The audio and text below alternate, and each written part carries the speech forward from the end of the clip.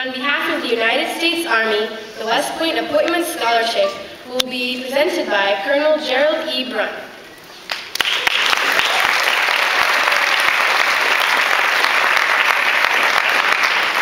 Good evening.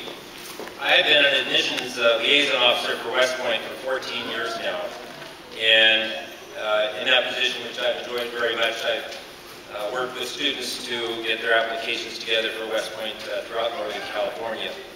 And of the dozens of high schools that I've visited and the many awards nights that I've attended, I have never attended so many awards nights as here at Modesto High School. In the last 10 years, I can count, to the best of my recollection, 6 appointments to West Point from this school. Yeah. That is huge.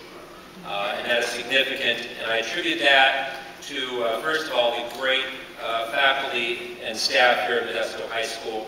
I attribute that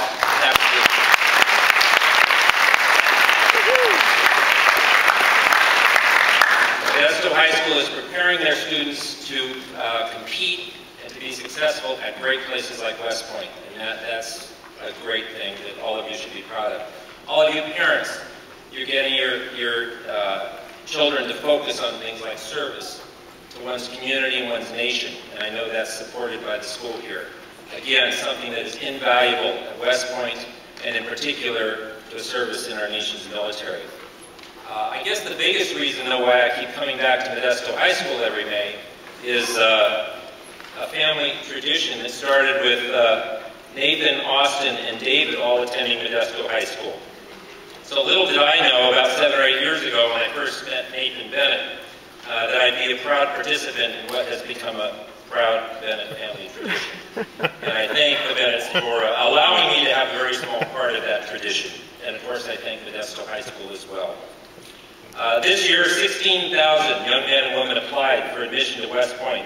That number keeps going up by 1,000 or so every year, and it gets more and more competitive. About 1,100 were accepted. The class size keeps going down. It's getting harder and harder to get in. It's always been competitive and tough, but this year in particular, my hat's off to David and all of his classmates at West Point, class of 2016, who have been accepted. Appointments are offered only to those few young men and women who excel in 3 areas: academic, athletics, and leadership. Appointments are generally offered to only those students who can convince their congressmen or senators that they have what it takes to lead our nation's military.